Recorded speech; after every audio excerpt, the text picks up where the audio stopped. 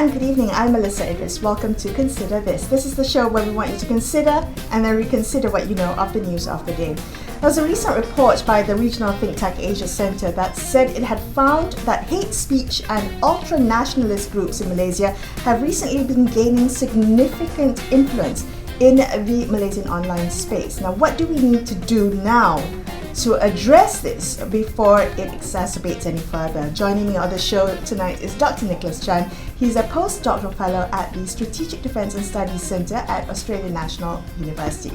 Nicholas is also the co-investigator of a meta-research grant in misinformation and polarisation, focusing specifically on viral politics of right-wing populism in Malaysia. Nicholas, thank you so much for joining me on the show. I was hoping, before we get into the issue of social media, that dimension of it, I was hoping to get your, begin our conversation by quoting a question you wrote in a recent piece. You asked, if I may quote you, how and if the concept of the far right can be applied to a Muslim majority Southeast Asian country like Malaysia, and how to factor religion into that analysis. And I think it's so important that we get the terminology right. How should we understand far right extremism in a Malaysian context?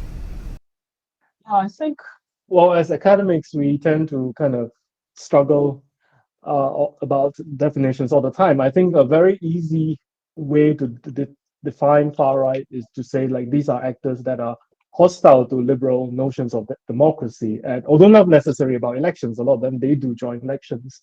I think in the Malaysian context, we can connect them to kind of the global context. There's a lot of I would say forces of ethno-religion majoritarianism. So basically, it thinks that the majority should rule and the majority should decide what rights minorities, however defined, should have. And I see that happening in India, in Indonesia, in Hungary, in Poland, in America.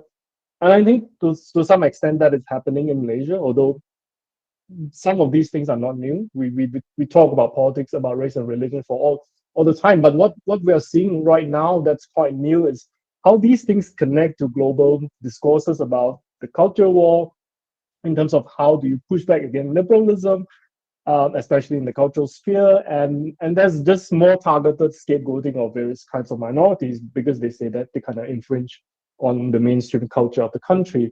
So I think other than some of these things are not new in Malaysia, but you can see that a lot of Malaysians are getting more immersed in these debates on the international scales, which makes more of them more susceptible in terms of taking far right explanations in terms of explaining their experience of life and politics in general. So I think, yeah, it's sort of a complex thing, but Okay, that's what so I see. how do periods like general elections, how does that ramp up or heat up the situation? I want to talk about the recent GE15, the 15th general election, and what your observations were in the way narratives were being played out in the digital public sphere. I think I just saw a survey in the afternoon that says that Malaysians are one of the most heaviest users of the internet throughout the world. I mean, it's definitely above average. It says that Malaysians usually spend about 9 hours and 4 minutes online on a daily basis. That's above average. About that time, I think they spend about 3 hours on social media. That's also kind of slightly above the global average. So I think in that sense, that tells you how do people experience politics, because a lot of these time are spent online. And a lot of these time spent online means that you're not spending those time meeting people in real life, not reading a book, and you're having algorithms kind of fed content to you. But however, how those content influence someone vote, that's something that's very hard to say, because we talk about this as kind of the TikTok election. But if we think back about G12 and G13, we still talk about that Pakatan Harapan, if not Pakatan Rakyat, being the one that's more adept at using social media to get votes. But now it changed because PN and suddenly people get surprised. So I'm not taking this lightly. I think there are some very worrying content online. I mean, we see that with the May 13th and stuff. But because we are so individualized in terms of the things we consume, especially on TikTok, because it's kind of fed to you on an individual basis, it's very hard to know what people actually saw and how they use it to think about politics, actually.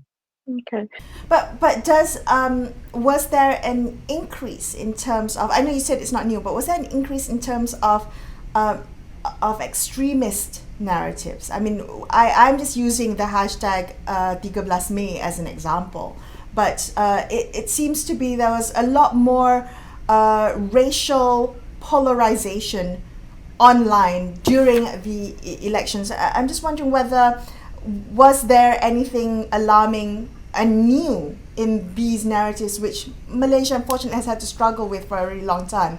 But were there anything new and worrying, particularly around extremist narratives?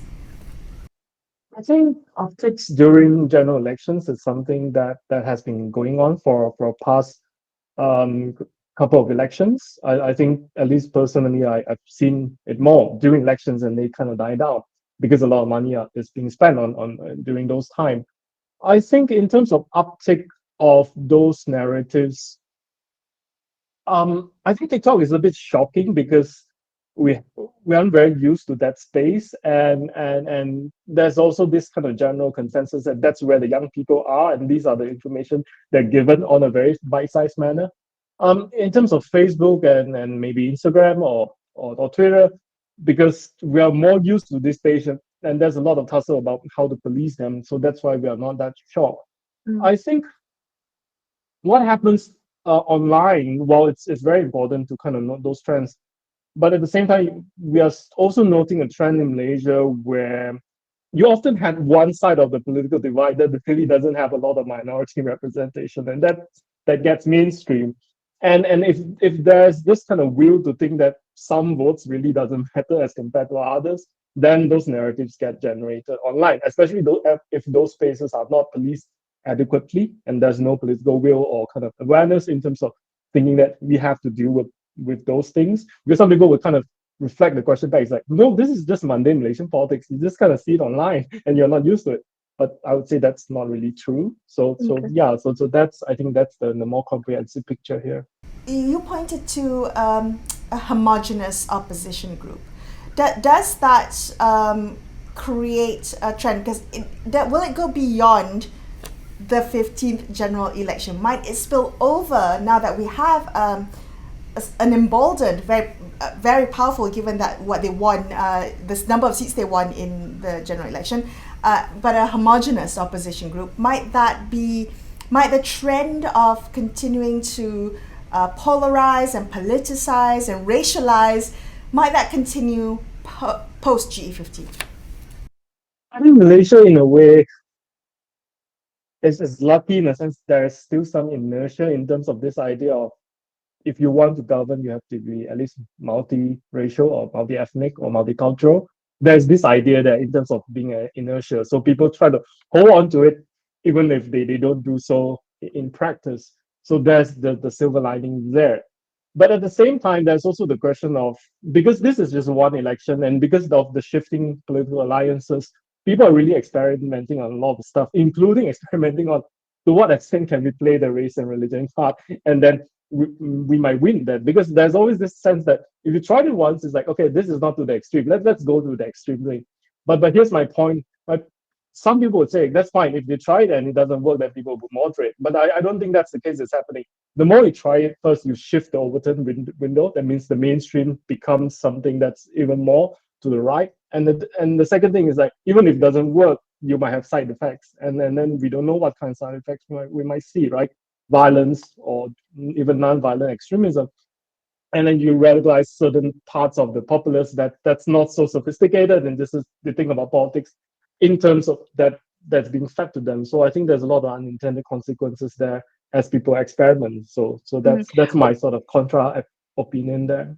Okay, so if there might be unintended consequences with the experimentation in the digital space, might there also be unintended consequences if governments or policy makers trying to respond to these narratives? I mean, the idea that they might need to respond to limit certain exposure, audience exposure to extremist narratives, to ultranationalist narratives. Might there be unintended consequences there? I think yes. I think, and in a way, I think that's why right wing groups they grow very fast, because they know that if you respond to them, there'll be some backlash and they can grow. And if you don't respond to them, they can grow still because they have the space to do that.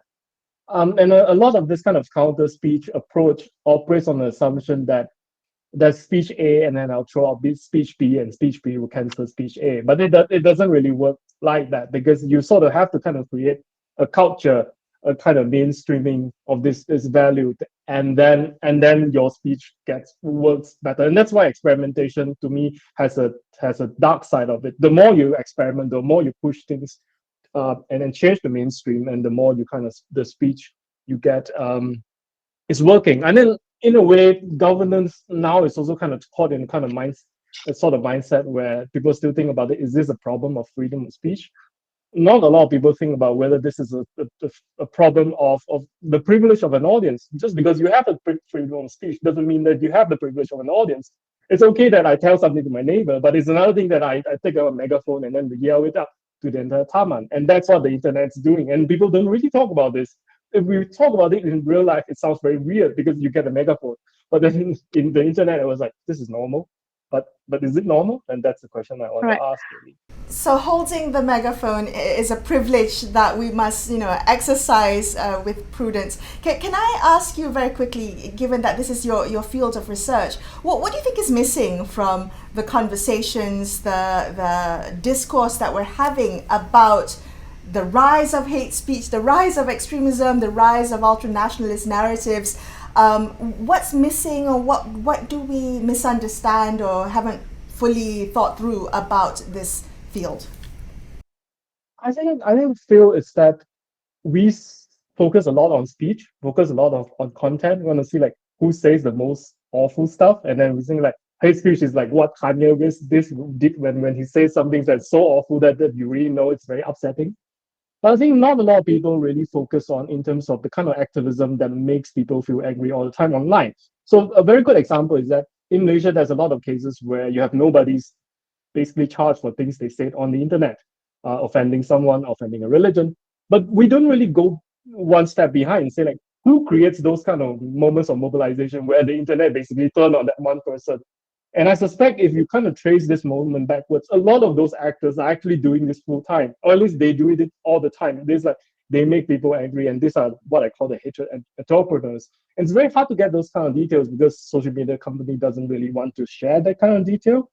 Doing research in terms of uncovering that is difficult and sometimes dangerous because these people maybe they're backed by political players. And at the same time that we often have the different kind of focus. We want to know how to control speech. We don't want to control activism, which is the people who do this full time and create all these kind of moments where we get so angry. So I think that's an oversight that if you ask me. Did you say hate entrepreneurs? Is that the term that you were referring to? I like that term. It's very descriptive. Nicholas, thank you so much for joining me on the show. It's been a pleasure. This is a topic that we'll come back to over and over again as as we see Malaysia's democracy continue to evolve. We're going to take a very quick break here and consider this. We will be back with more. Stay tuned.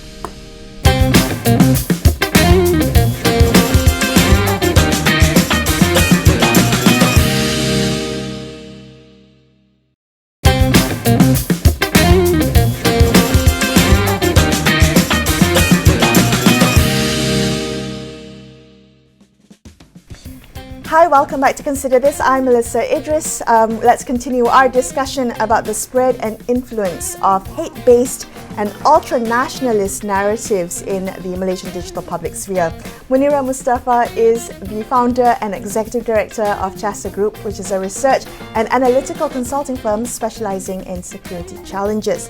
Munira, thank you so much for joining me on the show. I'm going to cite a report by the Asia Centre that was recently released. They said that hate speech and ultra-nationalist groups have recently been gaining significant influence online. I'm wondering whether you think this is limited to the frenzied fever pitch of the general elections, or whether it will continue, whether this is an ongoing and a concerning trend. It is going to continue, and I think that people seem to treat it as a recent phenomenon, but it really isn't. We're only noticing them for the last 5, 10 years, only because they've started to understand how to leverage social media to galvanize, support, and disseminate their propaganda and messaging. So how do they do that, Munira? Based on your observations, what kind of strategies do they use? How do we identify that they are spreading the hate content? So what we need to understand how they use social media is pretty much how we should understand how we use social media.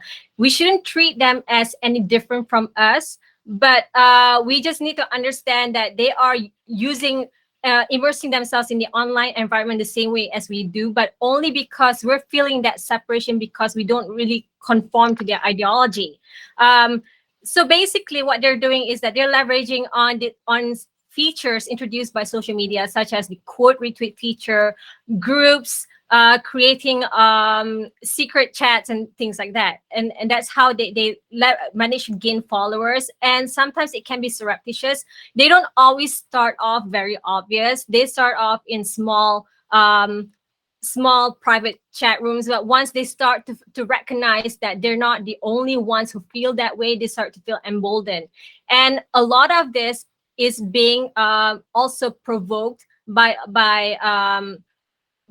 political actors, political players that subscribe to the same worldview. And when they have platform, when they have audience, it gets a lot more easier to get that kind of momentum going. So can we talk about what happened during GE15? You wrote a really great article for Global Network on extremism and technology. You used the term rage clicks and hate bombs, which I thought was really wonderful. Not to undermine the seriousness of the matter, what were your takeaways about the way the events during GE15 and also after GE15 unfolded on social media? I think a lot of these bad actors, they understand people being very, very visceral and responsive to what they're saying, and that's why they're very deliberate with the messaging. They have no problems with spewing their hate speech because they know the kind of reaction and response they're going to get from their audience. It doesn't matter if people support them or not, but they understand that when they get that momentum going, when they get both supporters and also the dissenters alike, it gets that whole flow of conversation and messaging propelled through the social media because of algorithms. That's why I called it rage clicks, because people just can't help themselves. When they see something, they either agree or disagree. Doesn't matter. They just want to click it. I mean, we've heard the term clickbait, and that's essentially it. They rely on the very reactionary response. It's human nature. It's emotive, isn't it? And that's the business model of social media. The algorithm wants you to react to things. Then what then are the policy responses that are available to limit the audience exposure to it, or how should policymakers respond to hate-based content and narratives? So now I think the popular discourse right now is to ban social media platforms such as TikTok, and I'm kind of against that for now. But my position might change. But this depends on what goes on essentially, because I feel that one, it's not healthy to start banning social media apps, because it's going to create a kind of downslide that we cannot reverse. So because that's going to impact our freedom of speech, for one thing. And secondly, I think policymakers don't seem to understand that it is not just one particular platform. I mean, like, people don't, like myself, it's a generational thing. Like, I came from the Facebook, Twitter generation, and the younger generation used TikTok. And we have to understand that people are going to change social media as they evolve, because it's a very generational thing. People don't always want to use what their parents are using. They want to be different. So what I think the most practical response is, instead of banning, I mean, it has to be a very serious, grievous offense for us to ban something. But if we want to have a serious practical solution to it, we have to understand how social media reaps from the attention economy. And a lot of it has to do with the way they economize the advertisers. So this is part of the reason why social media companies are so reluctant to clamp down on bad content, because compared to positive content, people want to interact with bad content more. It brings them the kind of attention to advertisers, and it gives more exposure. Audience get exposed to advertisers, and that's where all the money is. So I think that this is not just a problem that only Malaysia faces. A lot of other countries are having the same problem. The United States is having a serious, they're having a meeting, I think a congressional hearing or something, to discuss on how to improve their acts, the communication acts. And I think other than US, a lot of other countries are also doing the same, because, and we should also consider the fact that it's not just hate speech, but there's also a lot of information warfare, such as that could impact and sway voters and things like that, elections. It can undermine democracy. So hate speech is one part of it. There's a whole bigger threat landscape out there. So what I think what's practical is that governments, stakeholders, political players need to be able to work together to formulate a policy that still allows people to have that freedom to be able to speak and engage and criticize and dissent, but without it impacting our well-being as well. So Right. a lot of it has to do with the corporate responsibility of the social media platform, and the only way to get them to adhere to the local laws is to legislate certain policies that compel them to do so. But that's difficult because these platforms are global. So you'd need laws that are transnational. Talking about these platforms, Munira, how effective are the platforms' efforts in terms of moderating content and filtering? They say that they're doing this, but can we rely on them to do it? So that also depends on the ownership of the companies. And we've seen how the politics of the ownership impact users. I mean, look at Twitter, look at TikTok, look at Facebook, and who's in charge of the boardrooms. And so, I mean, the dictation still goes up to the head. So, which is why as users, as an ordinary citizen, community member, what we can do is try to be a bit more diligent and disciplined with the way we interact. What communities can do, and that includes NGOs, CSOs, is that try and encourage a better community, media literacy, political education, things like that. And when we talk about education, it's not just about the schooling. We need to understand what exactly are we participating as an individual, as a member of the community, because we're not just single individuals. We're living in a community. And at the policymaker level, there has to be a bit more accountability. But again, a lot of it is politics. And again, they see social media as a tool to leverage themselves. So I think that the hard part is trying to get everyone to collaborate mutually and recognize the benefits of having a more positive environment. Right. I'm wondering, to get your final thoughts on this issue, what is missing? We talked about what policymakers need to focus on, but when we look at the public discourse, what's being considered about hate-based content and narratives and the exploitation of that of ultranationalist groups on social media, what would you consider something that's under-researched, under-reported, misunderstood even? I think we're not looking at advertisers enough. We look more on politicians, political players, policymakers, and people who use social media. And then we look at the social media companies themselves. But nobody is actually talking about advertisers themselves, the ones who are putting the adverts for the exposure. Now, I think it's interesting that when Elon Musk took over, that a lot of these companies actually show that they do have the autonomy to pull out their product and independence and not put any money in Twitter.